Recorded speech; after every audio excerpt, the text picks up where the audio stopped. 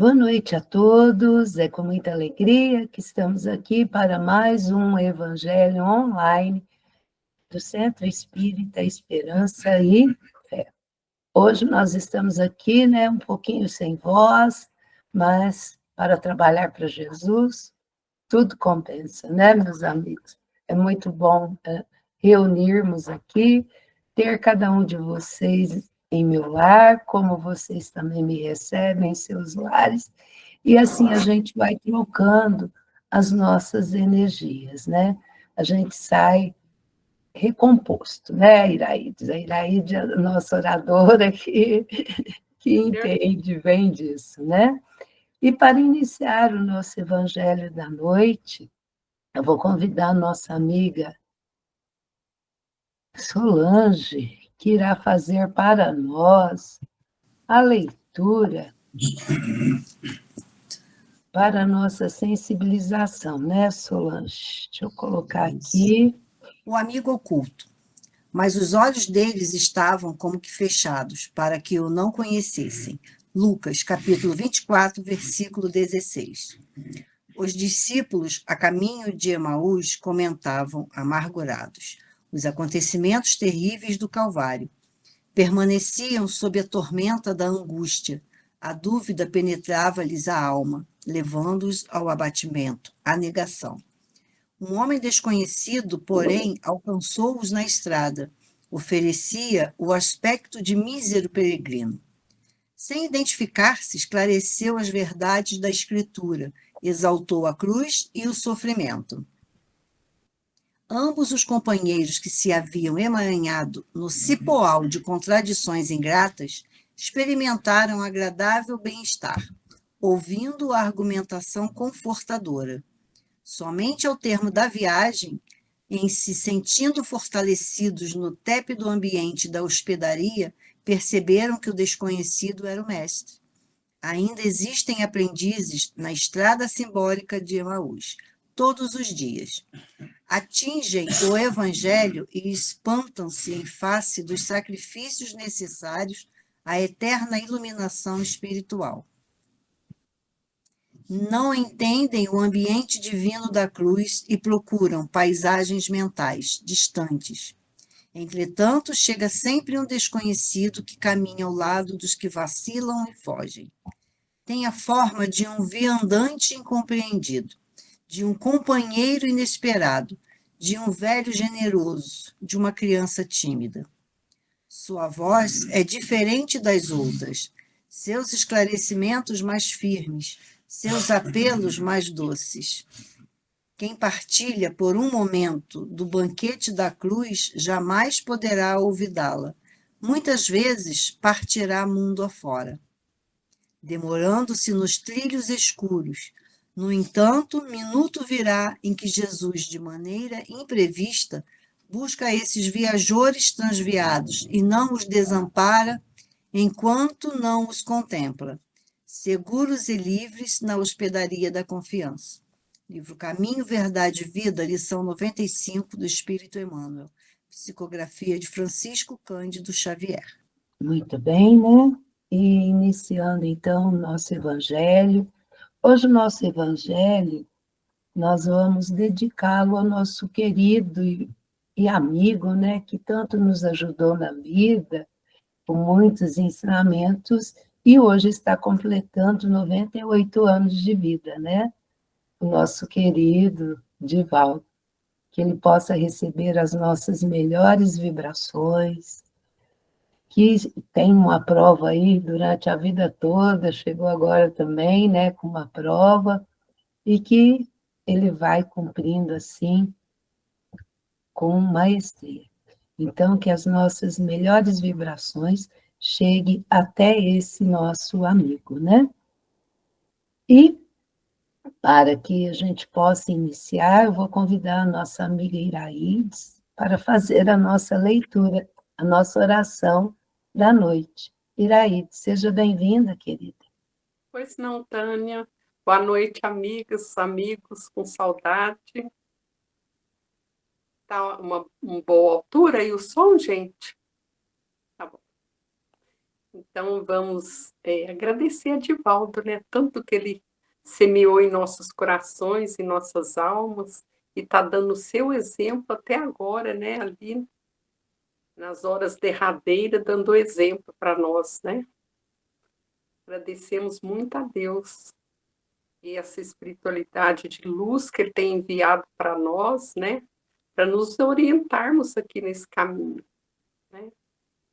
E agora, juntos, né, com a equipe do José Marques Garcia, muito felizes de estarmos aqui nesses momentos, relembrando Jesus, comungando o Evangelho de Jesus. Obrigada, Senhor, por esse humilde e grandioso trabalho de nossas irmãs, nossos irmãos, que abrange tantos corações encarnados e desencarnados, que é para nós um oásis de fé, de esperança, de alento, né? Esses dias que têm sido tão penosos às vezes, né? Pelas dificuldades do caminho que vão surgindo e que nós vamos vencendo com Jesus, que é o nosso modelo, que é o nosso guia, que é o nosso exemplo, né? Ser conosco sempre, Jesus, e já temos mais que merecemos. Queremos rogar-te a acolher, como sempre fizeste, com o seu infinito amor, com a sua infinita luz, aqueles irmãos queridos que nesse momento mais necessitam, que passam pelo câncer, né? Pelas doenças difíceis do corpo físico, né? E aqueles também que desgastam suas energias físicas, comprometendo, né, a sua alma, seu aprendizado, né? Por todos, Jesus, nós pedimos que somos igualmente todos doentes, doentes do corpo, doentes do espírito, e que a sua paz, a sua luz e o seu amor nos envolva hoje e sempre na sua infinita bondade. Que possamos, Senhor, seguir-te, ainda que de longe. Ser conosco, Jesus. Que assim seja. Que assim seja, minha amiga. Muito obrigada. Vamos agora também convidar a nossa amiga Odília para a nossa leitura, né? Hoje é do Livro dos Espíritos, ela vai ler um comentário de Kardec da questão 707, né, Odília? Uhum. Bem-vinda, Odília. Obrigada, Tânia. Boa noite a todos. Boa noite, meu bem. E aí, na leitura de Solange, a caminho de Emaús, aqui tem um bairro chamado Emaús, e hoje eu passei por ele, quando eu fui para Natal. Oh, não é para qualquer um, não. Hoje eu estive no caminho de Emaús. Falta dos meios de subsistência vezes abundância. O que se deve atribuir isso? Ao egoísmo dos homens, que nem sempre fazem o que lhe cumpre. Depois, e as mais das vezes, devem-se a si mesmos. Buscais e acharei. Estas palavras não querem dizer que, para achar o que deseja, basta que o homem olhe para a terra, mas que lhe é preciso procurá-lo, não com indolência, e sim com ardor e perseverança, sem desanimar ante os obstáculos que muito a miúde são simples meios de que se utiliza a providência para lhe experimentar a constância, a paciência e a firmeza. Se é certo que a civilização multiplica as necessidades, também o é que multiplica as fontes de trabalho e os meios de viver. Forçoso, porém, é convir em que, a tal respeito, muito ainda lhe resta por fazer. Quando ela houve concluído a sua obra, ninguém deverá haver que possa queixar-se de que lhe faltar o necessário, a não ser por sua própria culpa. A desgraça para muitos provém de enveredarem por uma senda diversa da que a natureza lhe traçou. Por uma senda diversa da que a natureza lhe traçou. É então que lhes falece a inteligência para o bom êxito. Para todos há lugar ao sol, mas com a condição de que cada um ocupe o seu e não o dos outros. A natureza não pode ser responsável pelos defeitos da organização social, nem pelas consequências da ambição e do amor próprio. Fora preciso, entretanto, ser-se cego para se não reconhecer o progresso que, por esse lado, tem feito os povos mais adiantados, graças aos louváveis esforços que, juntos à filantropia e à ciência, não cessam de desprender para melhorar a condição material dos homens e, malgrado o crescimento incessante das populações, a insuficiência da produção se acha atenuada, pelo menos em grande parte, e os anos mais calamitosos do presente não se podem, de modo algum, comparar ao de outrora. A higiene pública, elemento tão essencial da força e da saúde, a higiene pública que nossos pais não conheceram, é objeto de esclarecida solicitude. O infortúnio e o sofrimento encontram onde se refugiam. Por toda parte, a ciência contribui para crescer o bem-estar. Pode-se-á dizer de que já haja chegado à perfeição? Oh, não, certamente. Mas o que já se fez, deixa prever o que, com perseverança, se logrará conseguir se o homem se mostrar bastante avisado para procurar sua felicidade nas coisas positivas e sérias e não em utopias que o levam a recuar em vez de fazê-lo avançar. Allan Kardec, Livro dos Espíritos, da Lei da Conservação. Comentários da questão 707. E hoje, então, nós vamos continuar o nosso estudo das leis morais, essas leis que regem a nossa vida, que nós temos por dever conhecê-las, né? A gente não pode se dizer espírita, pelo menos, sem conhecer uma das leis. E para isso, a nossa amiga Valdete vai continuar para nós o estudo. Boa noite, Valdete, seja bem-vinda. Boa noite a todos que estão aqui nesse momento e aqueles que depois verão a live, né? E estamos agora já na quarta lei e mostra que o ano já está passando rápido, porque uma por mês já está na quarta, né? E hoje é a segunda lei em relação a nós mesmos, aos compromissos conosco mesmo, a lei de conservação. Então, nós vamos ver que é a quarta lei e que é a lei que é a relação conosco mesmo, consigo mesmo, e depois tem só mais uma, e depois virão as outras, que é a relação com o próximo. A gente já fez duas, da relação para com Deus, adoração, trabalho, fizemos a lei de reprodução e agora a conservação. Então, vamos começar. O que foi lido, né? Pode continuar. Essa lei, então, tem 5 itens, é um pouco mais extensa, mas o Kardec reforça, os espíritos reforçam, nos itens que foram aí distribuídos.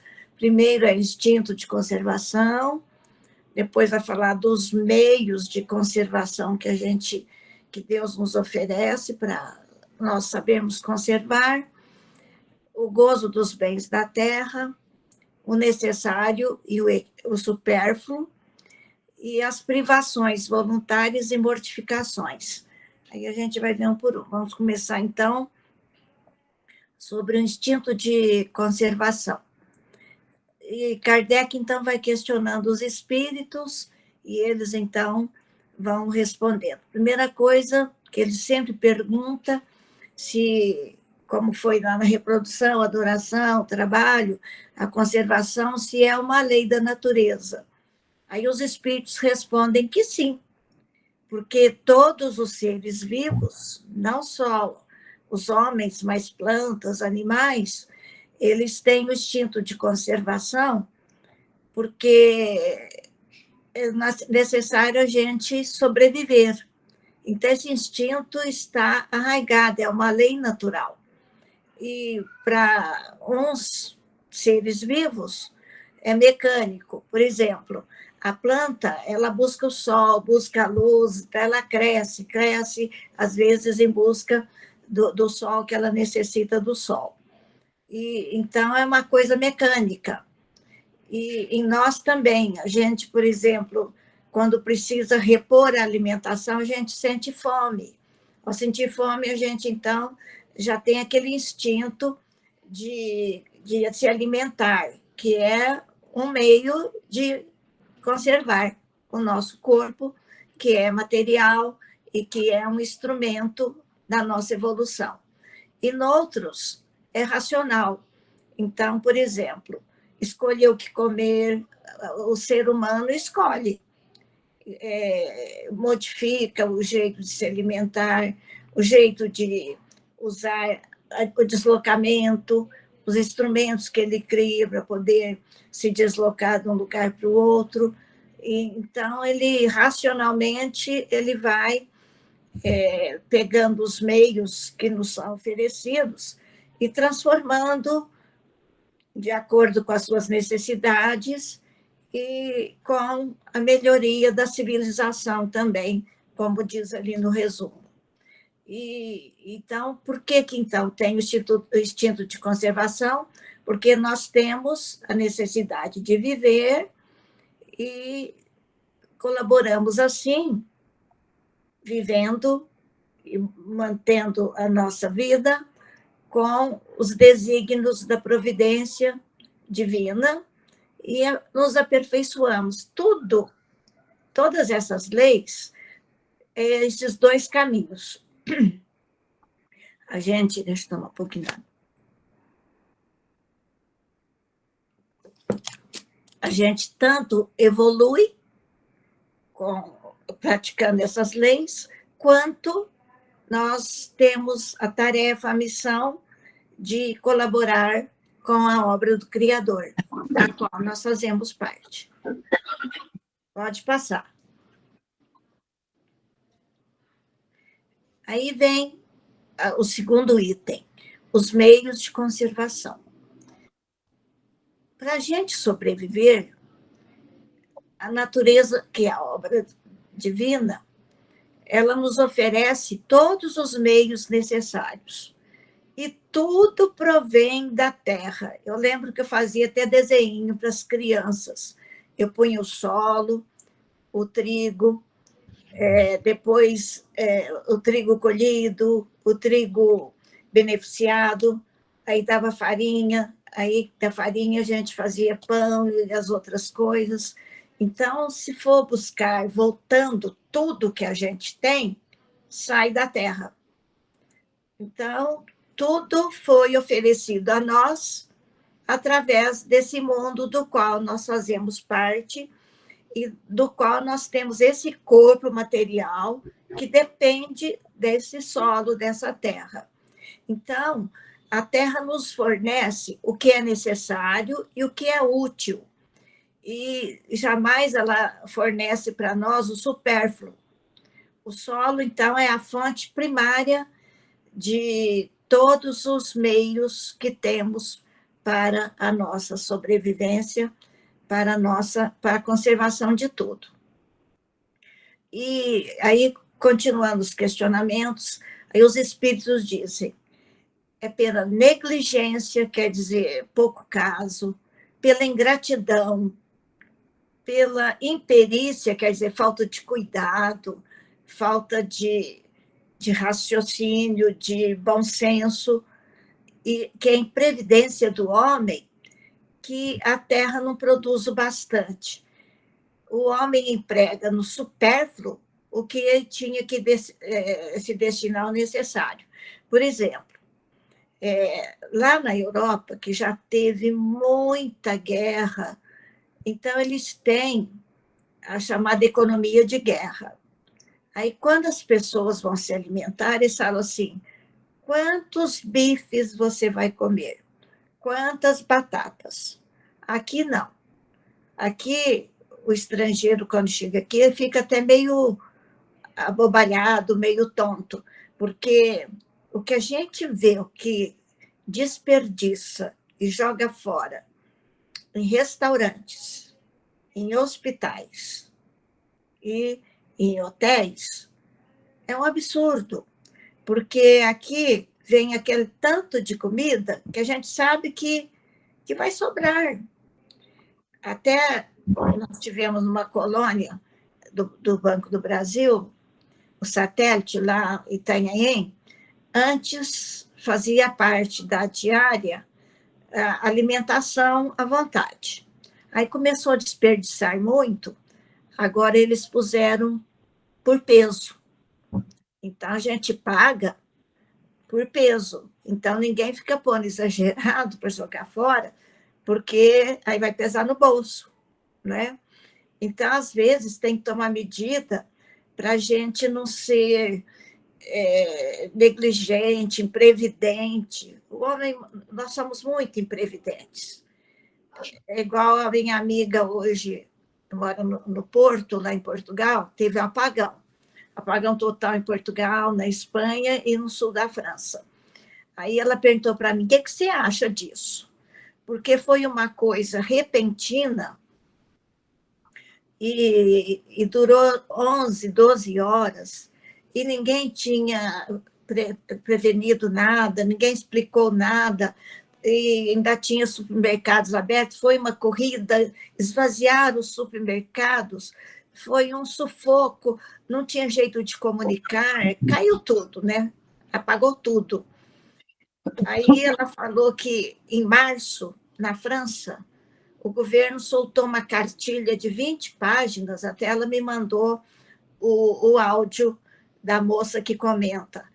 E ela falou, e nessa cartilha, o governo da França fala para a gente fazer estoque do necessário, arranjar uma mochila com todos os documentos, com coisas necessárias, remédios, porque se surgir um fenômeno natural, ou um problema tecnológico, ou um problema de segurança, a gente ter aquilo necessário.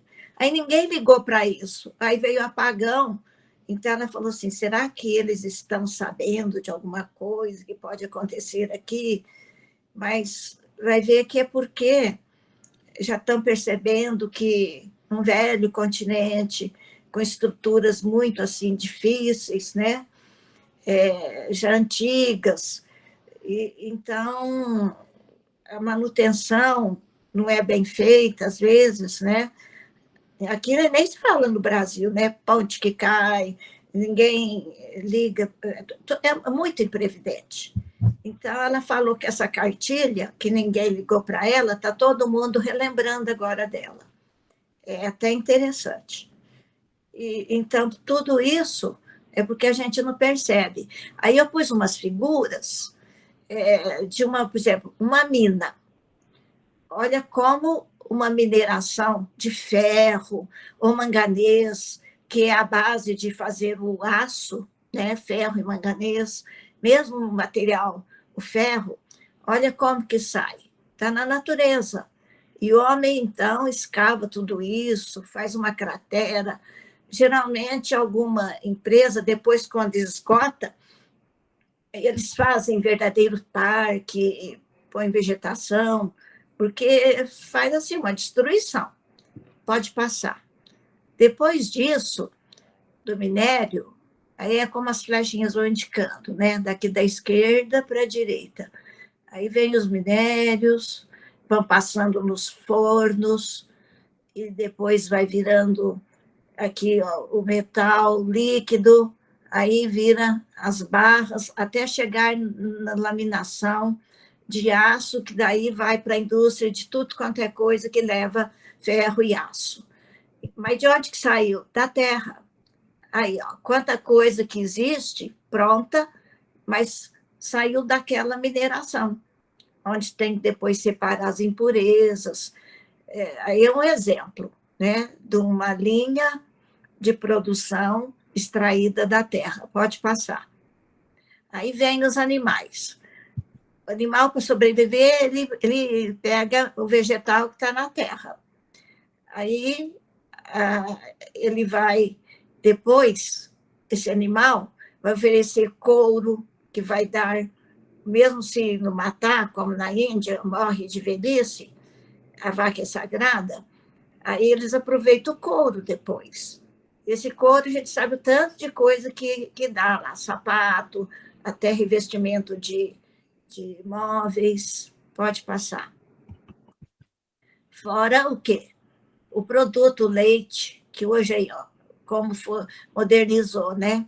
Hoje é com ordenhadeira mecânica, mas ainda tem muita gente que tem que madrugar, ir lá e ordenhar a vaca, e vaca por vaca, e vai horas, né?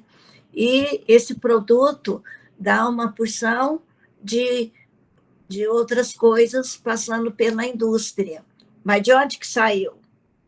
Do solo, né? Da natureza é que veio todo. Isso aí é só 2 exemplos. Pode passar.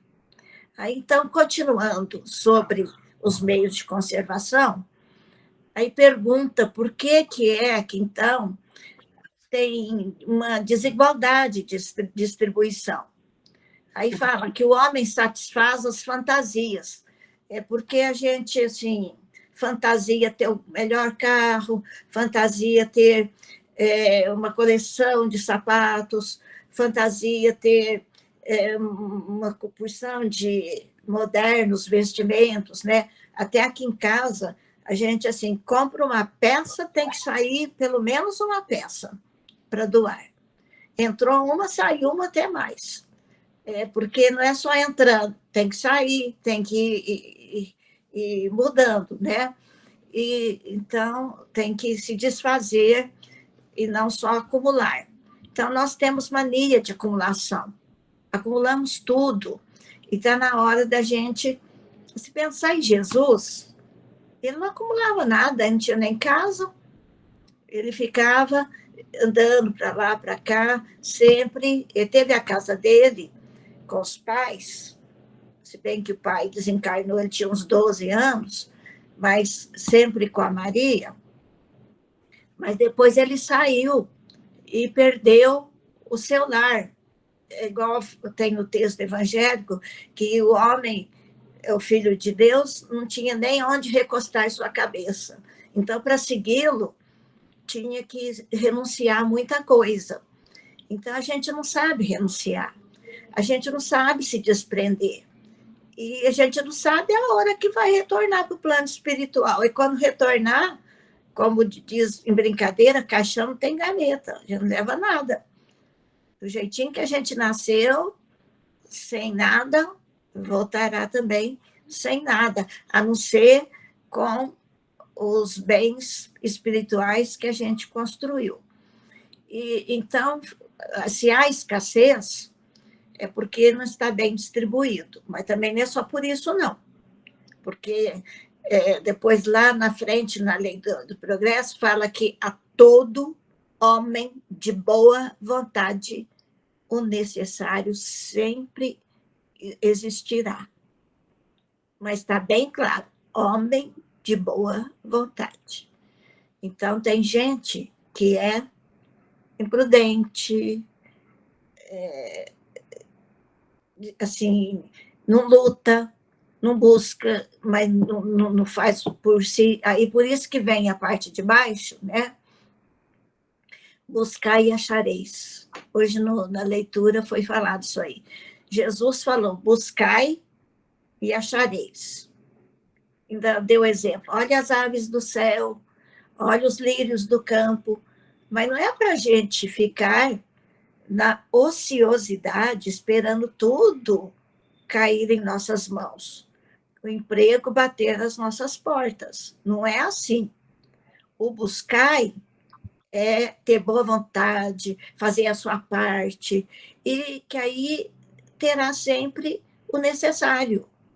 Então, lá, procurar com ardor, com perseverança, sem desanimar. Então, eu lembro de um primo da minha mãe, mas ele era de Miguel Lopes sem morar em Franca. E ele era sapateiro. E ele veio com a cara e a coragem e ele pagava aluguel. E o salário de sapateiro, antigamente, né, há 50 anos atrás, era muito menor. Hoje ainda tem aqueles que são especializados, ainda consegue ter um vencimento maior, mas ainda não é aquelas coisas. Então, ele não tinha uma bicicleta, ele ia a pé para a fábrica, e ele era miúdo, baixinho, magrinho. Olha, ele conseguiu construir uma casa para ele confortável. Eu nunca esqueci esse exemplo, porque ele, com pouco que ele ganhava, ele conseguiu fazer a casa, deixar o aluguel, só que ele acabou tendo problema cardíaco e desencarnou bem cedo. As duas filhas dele ficaram assim, crianças ainda. Aí a esposa da viúva teve que trabalhar fora para poder repor, porque ele não deixou outras coisas. Mas ele foi desses, que com ardor, perseverança, sem desanimar.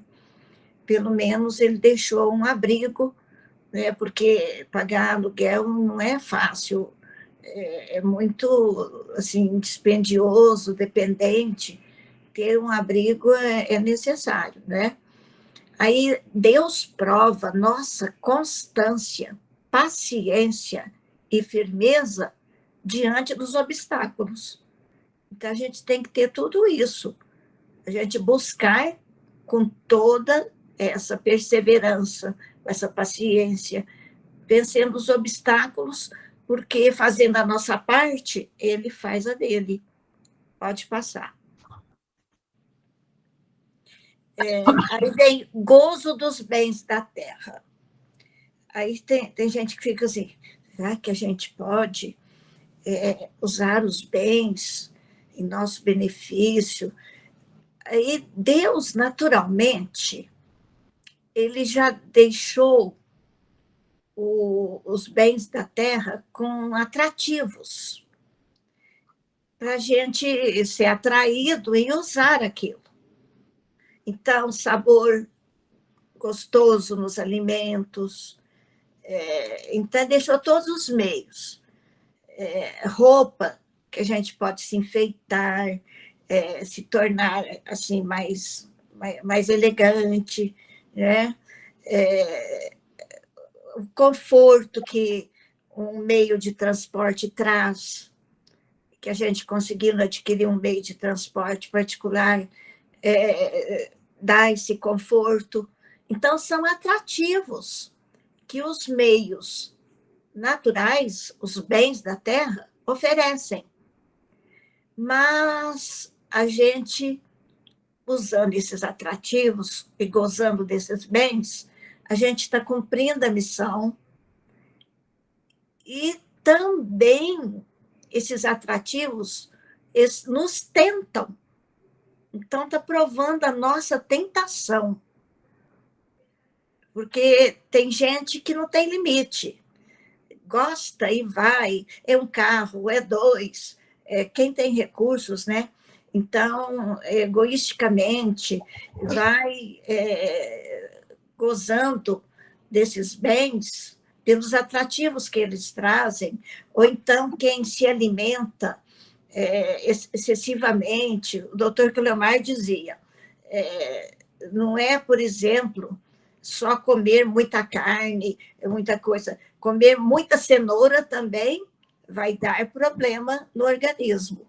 Então, não pode exagerar, porque virá, então, os excessos, eles aborrecem a gente, porque eles trazem consequências. Então, apesar de ter atrativos, os bens da terra, a gente gosta de usufruir deles, a gente tem que desenvolver a razão e preservar contra os excessos, porque senão virá aborrecimentos. Aí, os gozos refinados pelos excessos. Deixa eu dar um exemplo. O celular. Quanto mais sofisticado e caro, ele, por exemplo, traz mais atrativos, né? Mais meios da gente se comunicar. Então, tem gente que acaba trocando o celular de ano em ano, de 2 em 2 anos. E olha que esse lixo é um lixo problemático, né? Então, se o celular, o meu, por exemplo, é o 10, já está no 16, o da Apple. Mas o meu está com todas as funções, não vou ficar trocando. E dá para fazer tudo ainda, só o meu computador, que ele é de 2010, ele já está precisando, mas tem jeito de atualizar, tem oficinas que atualizam, não precisa de eu comprar outro, estou precisando de atualizá-lo, porque já tem coisa que eu preciso fazer, ele já não responde. Então, esse meio tecnológico são os gozos refinados. Tem gente que vai trocando, porque está sempre querendo o auge, o melhor, né? Então, é um excesso, né? E isso tudo, quando a gente refina gostos e fica usufruindo em excesso, vem a morte física e moral. Porque Kardec fala assim, é a aproximação da morte. Aí Kardec pergunta, morte física? Aí eles falam, os espíritos, morte física e moral. Então, é como se a gente estivesse sobrepujando a nossa natureza animal sobre a espiritual, valorizando mais esses atrativos materiais do que o espiritual. Então, precisa ter muito cuidado com isso, né? Pode passar. Agora, sobre o necessário e o supérfluo. Vocês veem que está embutido tudo nas questões, em todos os itens aí. O limite do que a gente pode e deve usar, é difícil a gente ver onde está esse limite. Aí fala que, pela intuição, a gente pode perceber até onde a gente pode ter os bens, usá-los, ou então vai aprender pelas experiências e pela dor. Aí tem que maneirar com as consequências negativas que virão. Então, o limite já está na natureza. O homem, então, é insaciável.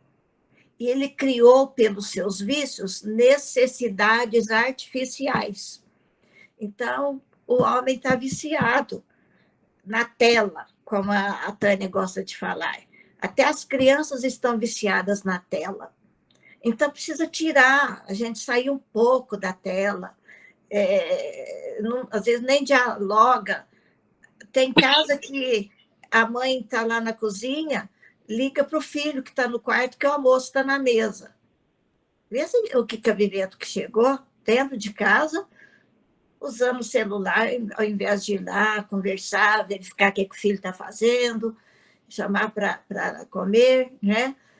Então, vai para o exagero, foge do limite.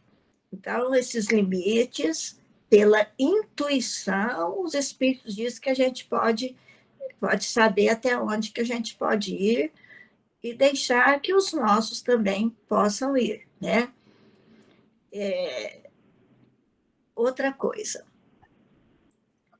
o limite da natureza. O homem insaciável criou pelos vícios necessidades artificiais. Então, isso aí já foi falado. Assambarcar os bens da terra para o supérfluo em prejuízo de outros, então é aquele assim, que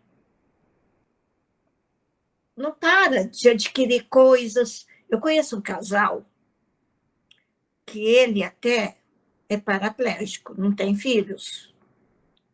E ele é mão de vaca, como eles falam, é pão duro, ele ganha bem, e ele é assim, só compra mais coisas, só compra casa, só compra apartamento, e vai comprando.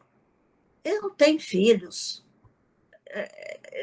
Eu não sei para quê, e multiplicando tanto, e ainda, assim, ao invés de aplicar em coisas, por exemplo, eu vi uma live sábado de uma nora de alguém que fundou um centro aqui na periferia de São Paulo e era operário junto com os amigos, tudo operário. E eles trabalhavam com mediunidade, comunicação. Até que o espírito falou assim: vocês têm que, não pode ficar só aqui nesses fenômenos, nessas reuniões. Vocês têm que construir um hospital. Eles ficaram abobalhados. Como nós vamos construir um hospital? Falou assim. Aí o espírito falou: eu tinha que ter construído em minha existência passada, não consegui. Agora que eu estou com essa consciência, eu vou ajudar vocês. Comecem, planejem, que vocês terão o necessário, que nós vamos ajudar. E não é que uns mais de 10 anos, construir o hospital, com a ajuda até daquele palhaço Arrelia, que gostava de ir lá ajudá-los, não como palhaço, como uma pessoa que era o Valdemar, era o nome dele, eu esqueci. Então, ele fazia propaganda para os amigos que tinham recurso, que estavam fazendo no hospital, que precisavam de auxílio. Olha, foi chovendo auxílio até que saiu do hospital e hoje virou uma maternidade. Então, a gente vê uma pessoa agora que tem esses recursos e não aplica numa coisa assim. Tem tanta coisa para fazer, né? Então, isso daí é assambarcar os bens da terra para ter o supérfluo só para ele. Aí ele acaba criando privações para outras pessoas e vai responder por isso. Aí vem agora o outro item: privações voluntárias, mortificações. Essa primeira parte aqui eu pus privações voluntárias. A semana, a quaresma, é um tipo de privação voluntária que não precisava disso, né, para agradar Jesus. É o jejum, né? Espera aí, já está passando da hora? Falta só um pouquinho. Então, essas privações para poder assim, manter a necessidade do corpo, igual esse meu primo que construiu a casa, ele acabou assim esgotando um pouco fisicamente, mas não foi errado. Ele privou as suas necessidades básicas, mas para poder dar conta daquela família, de deixar ali a sua família mais ou menos estruturada. Então, ele acabou privando e deixando ali para os outros. O André Luiz, no livro, que ele vai ver, eu nunca lembro o livro, é um que ele vem presenciar 5 desencarnações. E um é um homem que tinha muitos filhos, e ele se dedicou tanto ao trabalho que ele desencarnou 10 anos antes do que ele deveria desencarnar. Aí explicam ali que foi um tipo de privação necessária. Então, ele acabou criando assim, problema de saúde para ele. Mas não foi uma mortificação, não foi voluntário, foi necessária essa privação da saúde, né? Porque ele teve essa necessidade. Então, antecipou. O Kardec mesmo, Kardec, os espíritos mantiveram ele ali, mas ele trabalhava, às vezes, 18 horas por dia, e ele ficava sentado, ele não se movimentava, então ele passou a ter problemas de locomoção, problema de rim, de intestino, de pulmão, de coração. Olha, teve um período, quando ele lançou O Céu e o Inferno, que ele teve problema sério de saúde. Mas ele estava... A obra que ele fez, ele não gastou 15 anos e deixou essa obra monumental. Então, foi uma entrega necessária e foi uma privação, porque ele poderia ter durado mais. Mas o trabalho, os espíritos ajudando tudo, mas ele desencarnou com 64, nem 65 anos, e deixou muita coisa que ele queria fazer, mas não deu, né? Então, prover as necessidades do corpo é necessário, porque a saúde e a energia é que nos leva ao trabalho. Então, a gente não pode cuidar, não deixar de cuidar do corpo. Eu mesmo tomei um puxão de orelha recentemente. Eu estava ficando com os braços esmorecidos, e aí eu comecei agora, numa orientação espiritual, falou que era para melhorar a alimentação, porque eu sou vegetariana, então eu tinha que comer mais ovos, né?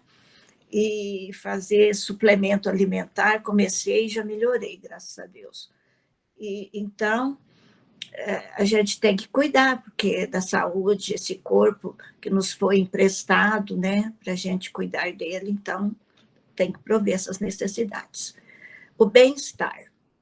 Então, ter bem-estar, a gente viver, como eu disse, numa casinha própria, né, mas sem abuso. Eu já vi muita gente assim, que comprou uma mansão, com não sei quantos quartos, quantos banheiros, os filhos agora cresceram, casaram, foi embora, e falou assim, ai, a casa está tão grande, tanto trabalho, eu estou com vontade de vender e agora comprar um apartamento pequeno. Muita gente acabou fazendo essa volta. Então, esse bem-estar, não adianta exagerar. A gente tem que ter aquele mais necessário, sem exagero, né? Porque o abuso enfraquece as forças morais e físicas. Privações voluntárias para expiações voluntárias. Eu ia falando da quaresma. Por exemplo, fazer o jejum, tem gente que gosta muito, não fica sem carne, nada, aí na quaresma, o que faz? Não come carne de jeito nenhum, depois que passa, nossa, aí come exageradamente. Então, não é assim essa aprovação voluntária. Espiar voluntariamente. É muito mais mérito a gente, às vezes, privar de alguma coisa, mas fazendo bem. Eu deixo de ter alguma coisa, por exemplo, não quer oferecer, oferece para alguém que não tem.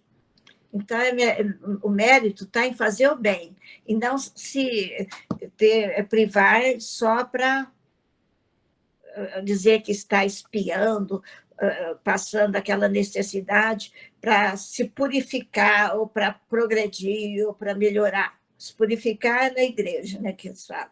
Para nós seria para evoluir. Então, a privação meritória está em resistir aos excessos e ao gozo de coisas inúteis. Aí, sim, eu me privar de ter excesso e coisas inúteis, que aí para trás é que está falando sempre isso aí.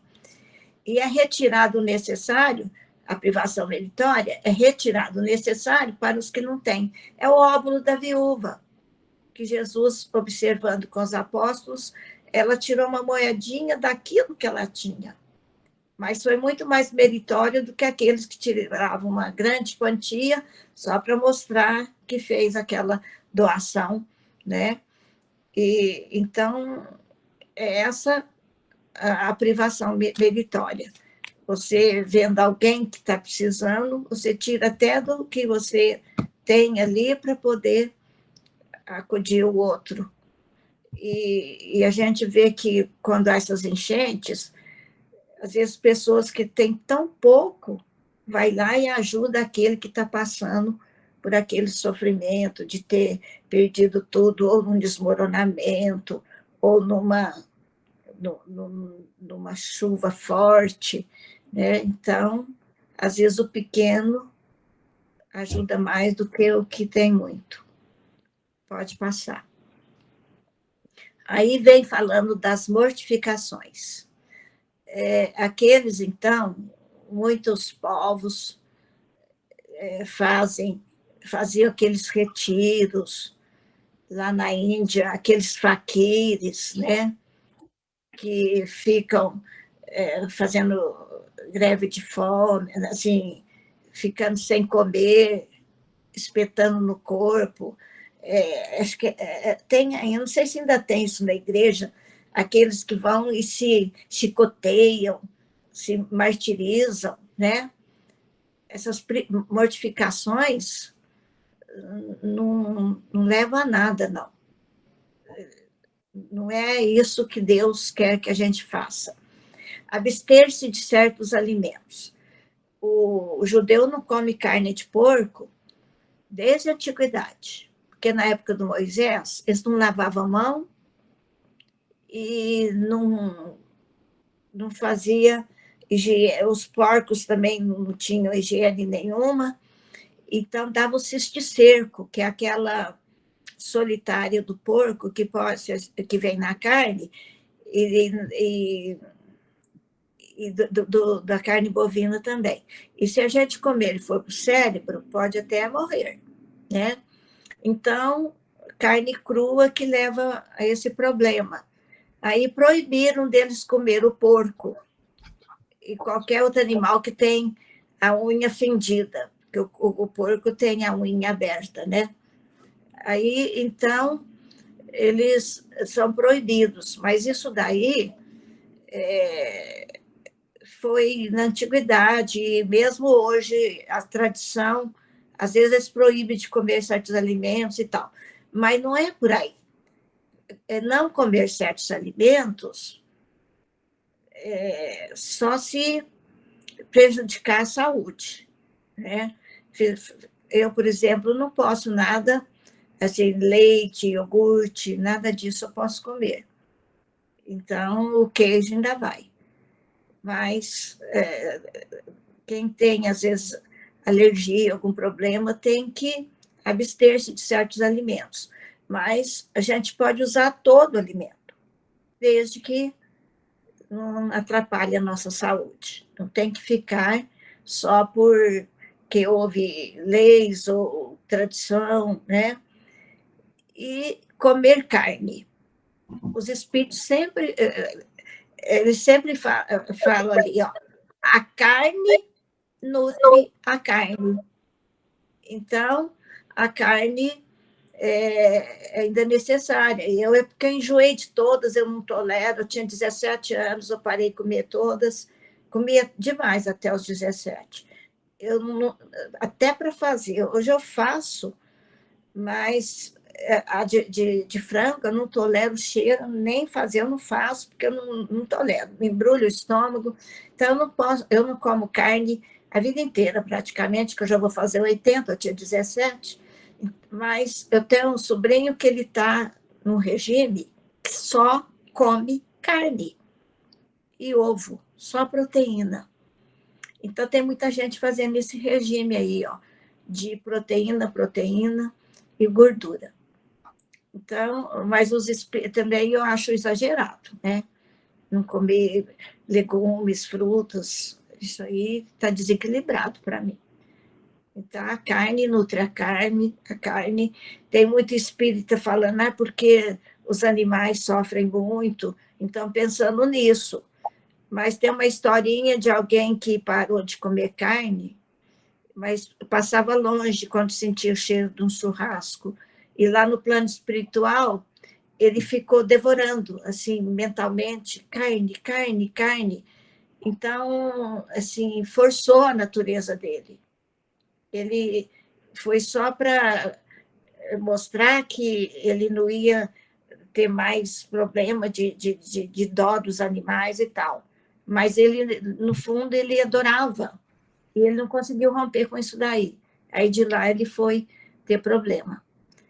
Se a carne nutre a carne, né? Então não tem problema continuar. E o sofrimento, só os naturais. Provocar sofrimento, essas mortificações, não adianta. Aí os espíritos falam assim: fustigar o espírito e não o corpo. Fustigar é como que bater, empurrar, levar, mortificar o espírito. Quer dizer, fazer a gente entender, a gente fugir dos problemas, dos complexos, do supérfluo, do desnecessário, do irreal, das fantasias. Então, isso é obrigar o espírito a se disciplinar, a se regenerar, a progredir, e não ficar fazendo sofrimento no próprio corpo. Porque se a lei é lei de conservação, a gente tem que cuidar bem do nosso corpo, sem exageros, sem supérfluos, sem desequilíbrios.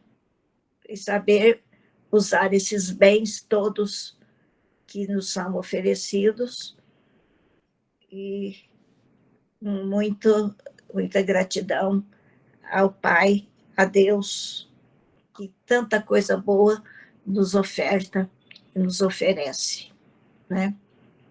É isso aí.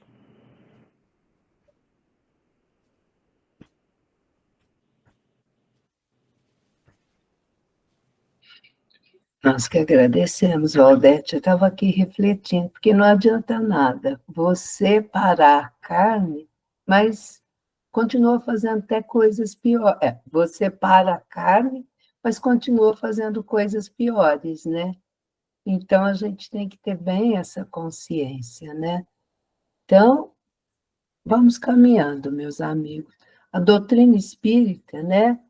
Não tem nenhum código lá que fala assim: ó, você tem que fazer isso, você tem que fazer aquilo. A gente tem o livre-arbítrio da gente.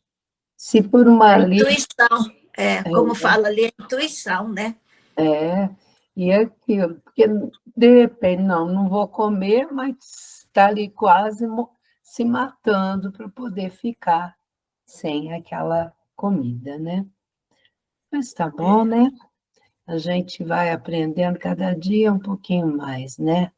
Vamos caminhando.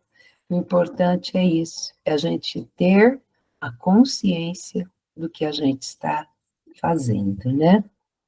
Agradecemos a Valdete e que ela possa estar conosco, né, em junho. Junho será no dia 2 de junho, né? Logo no comecinho do mês. Nós estaremos aqui. Aí veio proposta essa lei, a lei de destruição. Essa Existe a lei de destruição. é uma lei. Destruir o quê, né?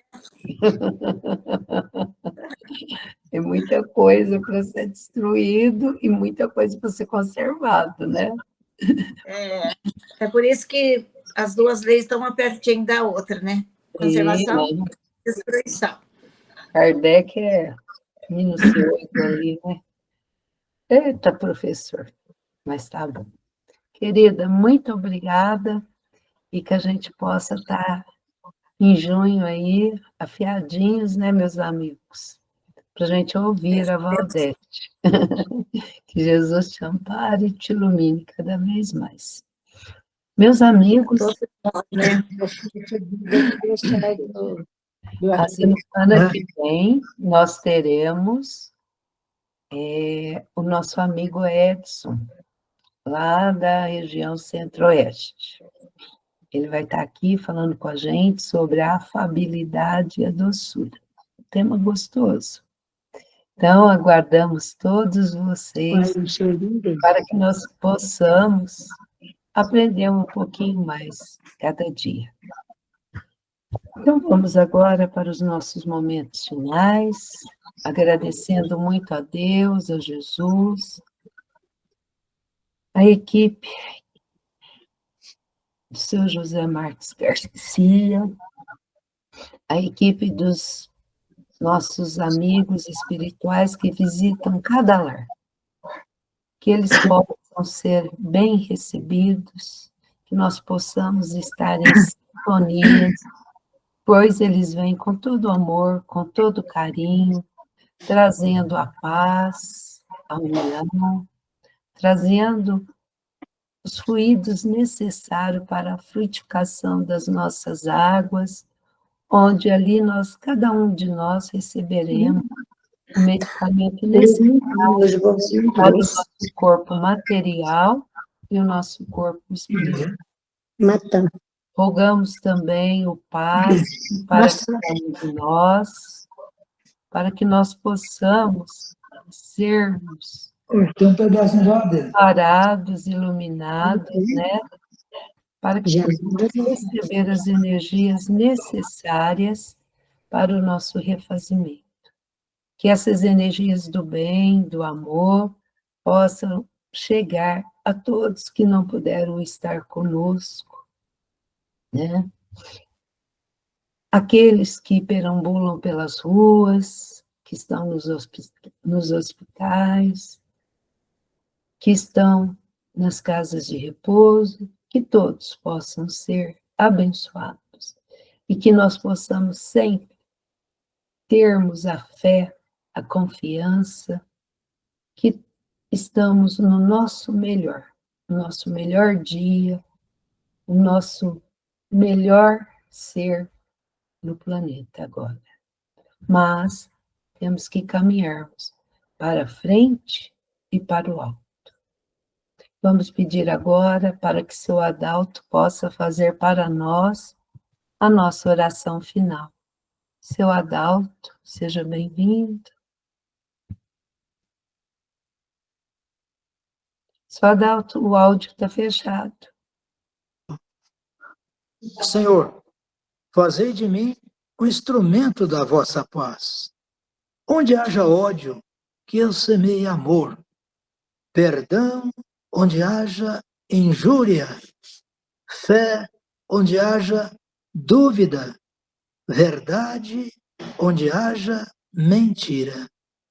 Esperança, onde haja desespero. Luz, onde haja trevas. União, onde haja discórdia. Alegria, onde haja tristeza. Ó Divino Mestre, permiti que eu não procure tanto ser consolado quanto consolar, compreendido que compreender, amado que amar, porque é dando que receberás, perdoando que somos perdoados e morrendo que nascemos para a vida eterna. Que assim seja, que a paz do nosso Mestre Jesus esteja sempre em nossos corações. Que assim seja. Muito obrigada, meus amigos. Um beijo no coração de todos e até a próxima semana. Fiquem com Deus. Até a próxima.